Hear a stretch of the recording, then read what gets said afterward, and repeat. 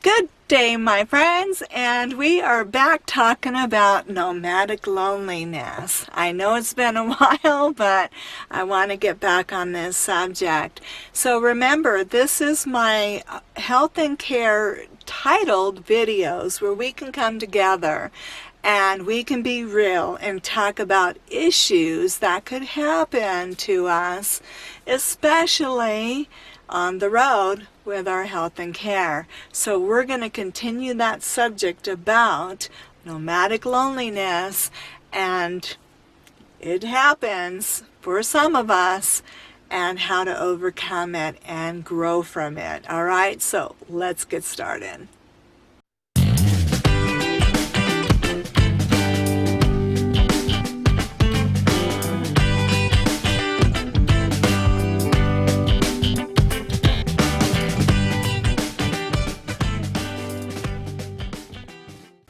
Alright, so in this video I want to talk about some things that you can do to help you to overcome nomadic loneliness if it should happen while you're on the road.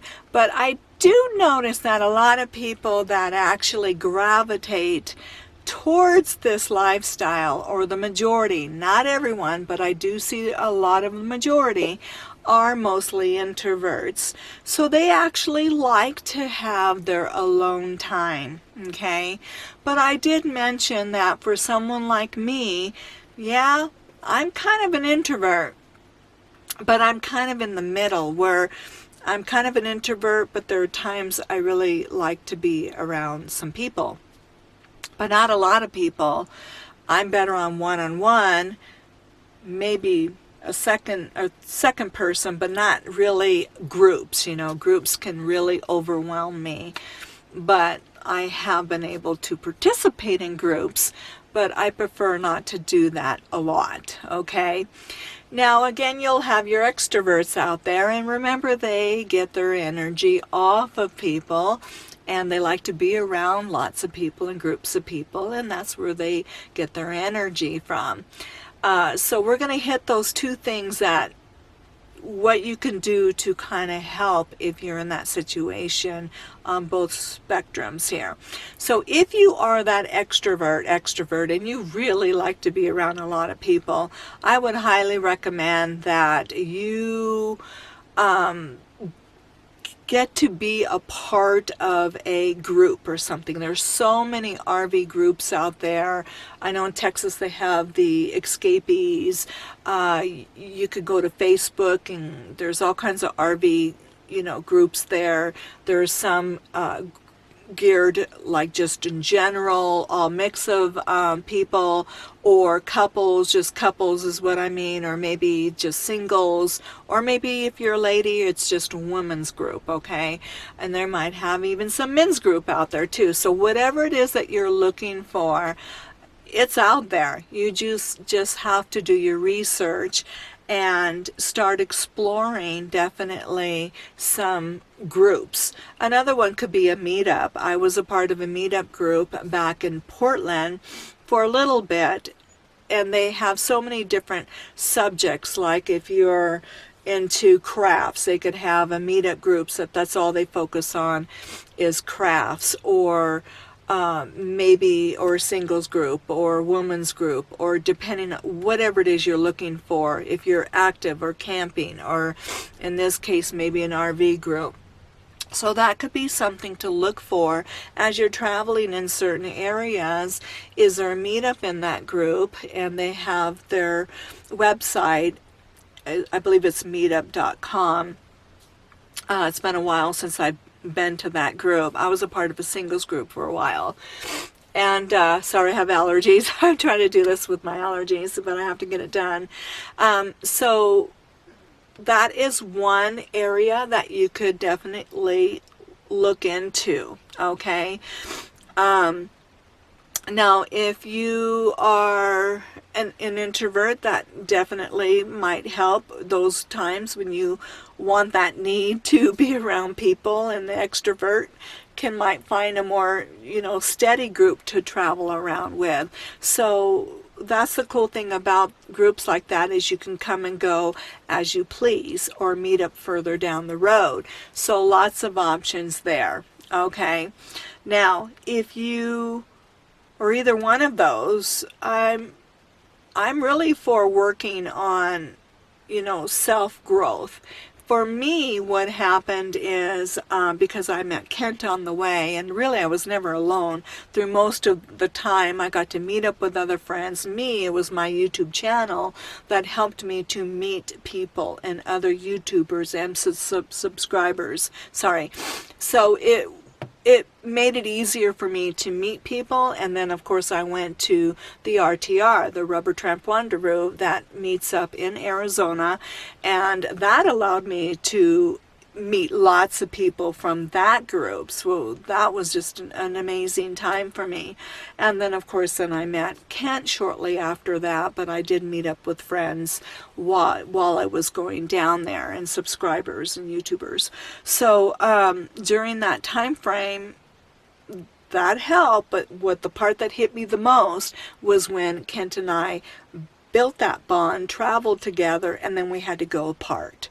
And that was just like, oh my gosh, my world kind of like, it hit me, that depression. And now I'm alone, and I'm alone for so long. The first time we were apart for 4 months, and then the next time it was 2 months by the time we got back together. And then of course this last time we were apart, I was apart for a year, but he was so involved in my life. He would say good mornings, we would say good night, we would, sometimes chat in between the day, we would talk, we would do Facebook Messenger and do the actual video chats. So there was definitely there was definitely ways in today's technology that we could stay in touch with each other during that year apart.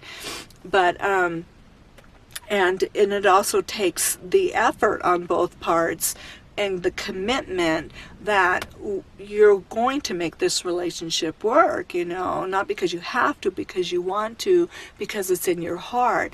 And definitely Kent did that. You could see that it was in his heart, and he always sent me the pictures, because we were always chasing sunsets and and the beauty, and he would share where he was at in the pictures. And if I did finally get to explore, or even when I was at the RV park, I was sharing the snow pictures or the change of the lake, and just anything that I could share, I was trying to share the pictures as well. So doing that and staying in touch with each other was so critical. But there was still sometimes this inner loneliness of feeling alone that I had to work through. And some people would say, well, gee, why not give it up? Or especially during those times where I fought it the most. But I believe running from things like that, there is no growth. I mean, I think we can use those opportunities to grow, and I definitely did. So one of the things that I did to help go deep inside and look at some deep personal growth was, I don't think deep down inside my heart or my soul, did I ever really learn to appreciate my solitude or alone time. And I had to do that. I had to go inside. So one of the things that I did is I started to journal. So get a journal and learn to write. I mean, I heard and I listened to so many self-help YouTube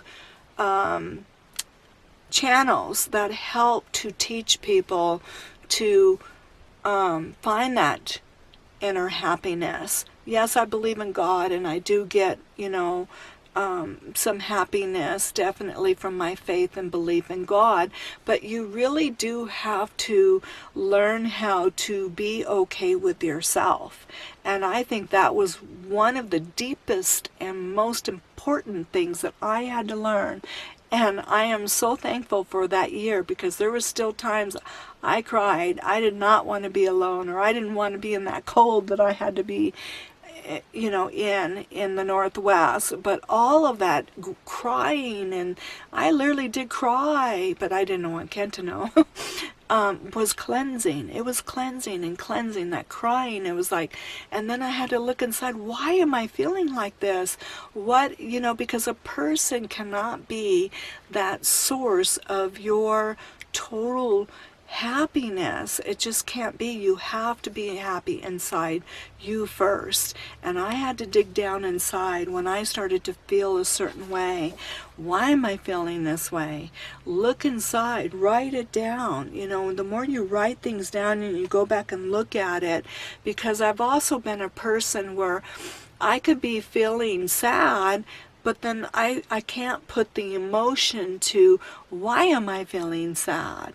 I was never very good about, I would know that I'm depressed, but why am I depressed? I could never get to the emotions that, you have thoughts, feelings, and actions. I never could get to deep down to the thoughts that I was, putting in there to create the feelings, and then that created the action of feeling so sad and depressed at times, was because I wasn't being happy with myself at that time. And why was that? And what can I do to change that?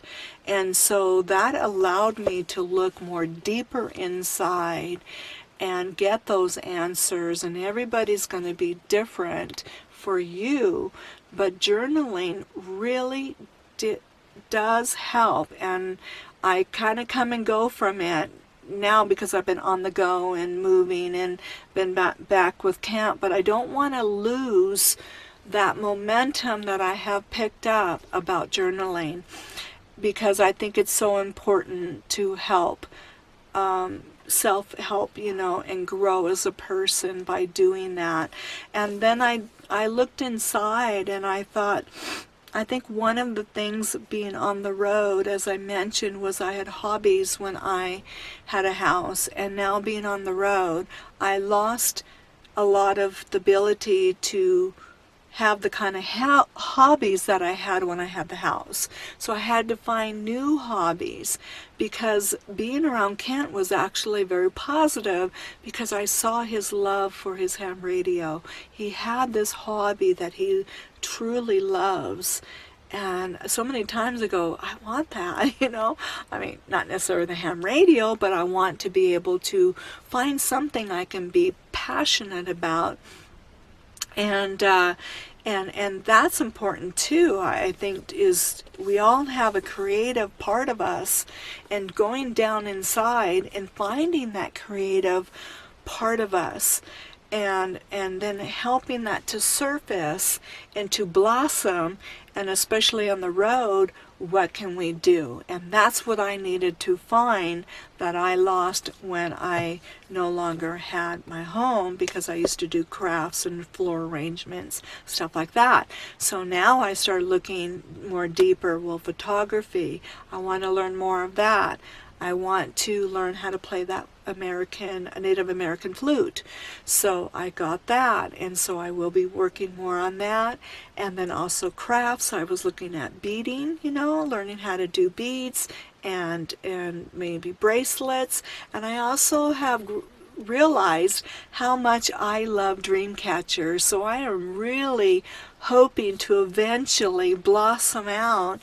And I've already been YouTubing and learning a little bit more about making dream catchers. So we'll see what comes out of that. But I'm just finding these other things to, perk up my interests, and finding that purpose too of a hobby, of something fun to do besides my time.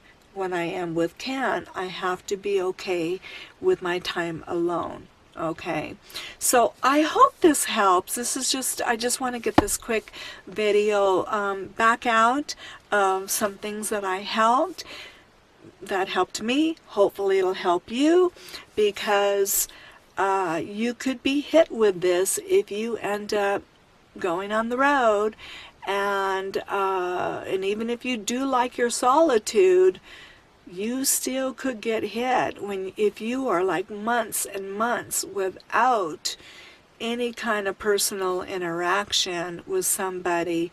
And that happened to me at times, and I had to grow from that experience, and I'm thankful for it. Okay. All right. So I look forward to your comments or anything that you have grown in this area of solitude, crafts, anything, hobbies, anything that you love to do. Maybe share that down below. It would be fun to see what you do that brings you fulfillment, and just let me know your thoughts if this was helpful to you as well. All right, so I love you all, and I look forward to seeing you in the next video, and this Nomadic Loneliness series, and also my travel ones, and I'll see you then.